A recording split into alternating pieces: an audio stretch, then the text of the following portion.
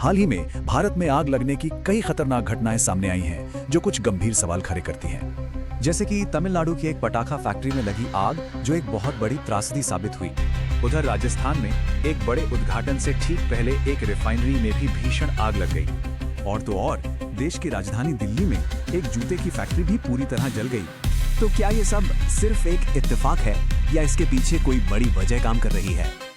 अब वैज्ञानिक एक सुपर एल नीनो को लेकर चेतावनी दे रहे हैं, मतलब और भी ज्यादा गर्मी।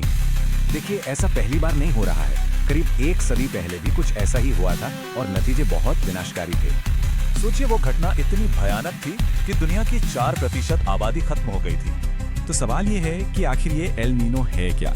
चलिए इसके पीछे का साइंस समझते हैं। सब कुछ एक बहुत ही बेसिक साइंस पे काम करता है। गर्म हवा और पानी हमेशा ऊपर की तरफ उठते हैं।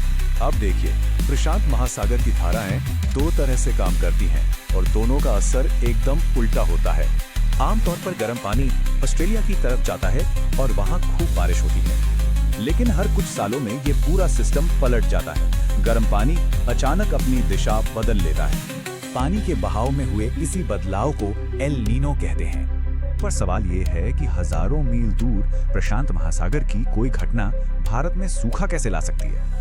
बात यह है कि हिंद महासागर तक पहुंचने वाला गर्म पानी ही भारत के मॉनसून की जान है और एल नीनो इसी गर्म पानी को भारत तक पहुंचने से रोक देता है, जिससे मॉनसून कमजोर पड़ जाता है। इसका सीधा सा मतलब है एल नीनो साल मतलब कमजोर मानसून और सूखे का खतरा।